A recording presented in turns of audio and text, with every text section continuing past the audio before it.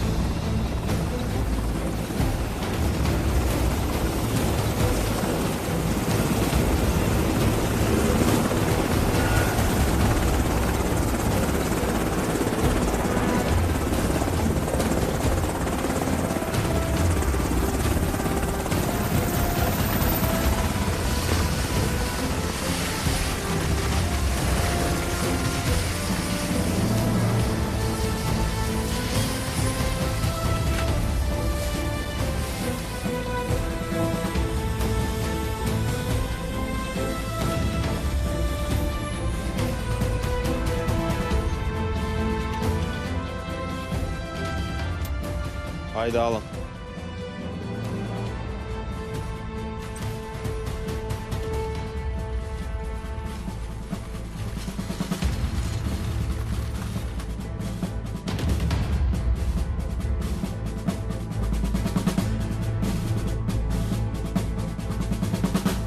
Komutanım. Yüzbaşım, yanına bir adam al. Şu sarayı hastaneye götürün. Çok dikkatli olun. Emredersiniz komutanım. Teğmenim sen benimle gel. Emredersiniz komutanım.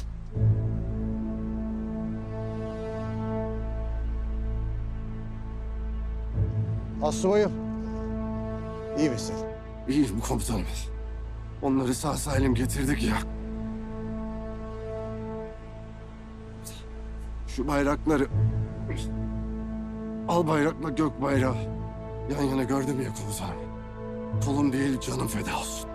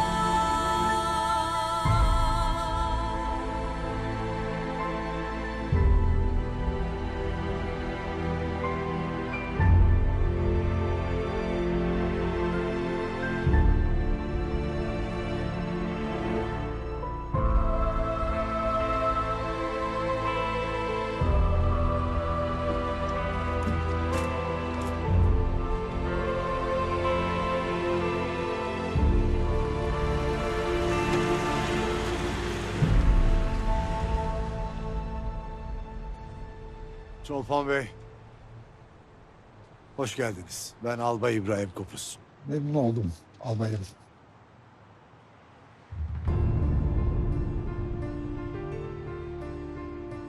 Şehidimiz için çok üzgünüm. Başımız sağ olsun. Sağ olun.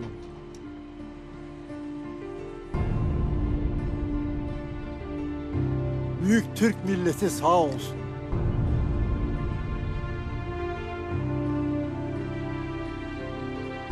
Buyurun, bu taraftan lütfen.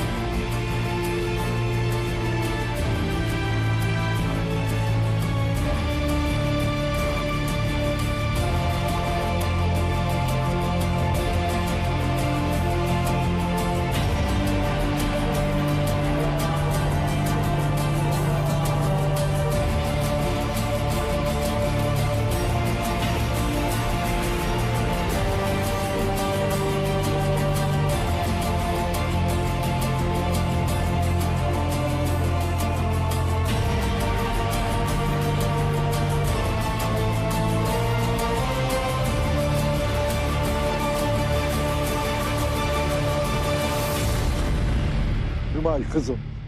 Tam zamanı.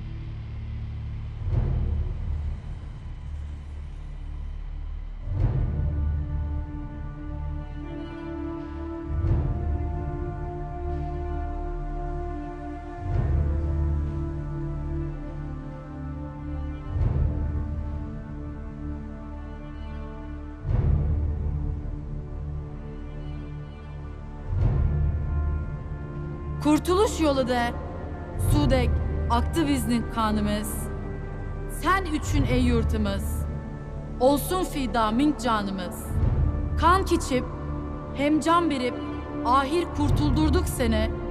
Kalbimizde kutkuzuş kabardı imanımız. Yâri hemden boldu biznik himmetimiz. Sen üçün dünyanı sorgan idi, ötken ulu ecdadımız. Yurtımız, biz 100 kösegni kan bilen pakiz idik, hem de hiç kirletmeyeceğiz. Çünkü Türktür namımız.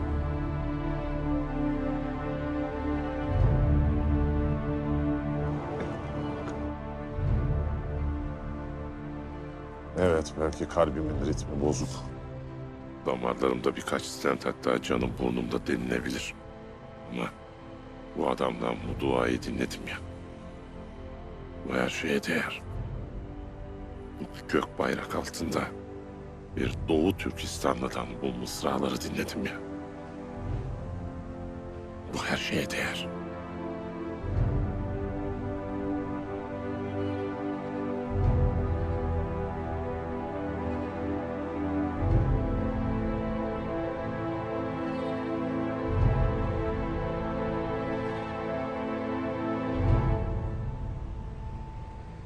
Emekli Tümgeneral Mehmet Arif Kırlangıç. Adını çok duyduk Çolpan Bey. Onur duydum. Vatanına hoş geldin.